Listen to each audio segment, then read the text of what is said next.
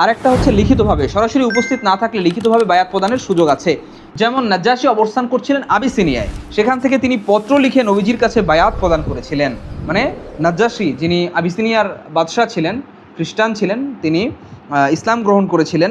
যদিও তিনি নবীজির ওফাত পর্যন্ত, শেষ সময় পর্যন্ত জীবিত ছিলেন না, কিন্তু যতক্ষণ পর্যন্ত তিনি জীবিত ছিলেন তিনি নবীজি সাল্লাল্লাহু আলাইহি ওয়াসাল্লামের কাছে বায়াতবদ্ধ ছিলেন। তো এটা হতে পারে। এবং আধুনিক যুগে তো যাতায়াত ব্যবস্থা ভালো হয়েছে, কিন্তু আগেকার যুগে দেখা গেছে যখন বিশাল মুসলিম সাম্রাজ্য, বিশেষ করে উমাইয়া খিলাফতের সময় তো সেই স্পেন পর্যন্ত বিস্তৃত ছিল মুসলিম খিলাফত, এইদিকে প্রায় মধ্য এশিয়া পর্যন্ত। সেই মধ্য এশিয়ার শেষ অঞ্চল থেকে নিয়ে শুরু করে স্পেন পর্যন্ত, আন্দালুসিয়া পর্যন্ত, এই বিশাল অঞ্চলে যখন খলিফা পরিবর্তন হতো, তখন তো সব গভর্নরদের পক্ষে এসে এসে বায়াত দেওয়া সম্ভব ছিল না।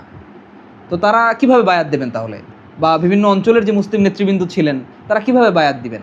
তো এরকম অবস্থায় তারা লিখিত বায়াতটাই বেশিরভাগ ক্ষেত্রে দিতেন, লিখিত পত্র মারফত পাঠিয়ে তারা বায়াত দিতেন। আর কাছাকাছি যারা ছিলেন তাদের জন্য তো এসে বায়াত দেওয়া সম্ভব।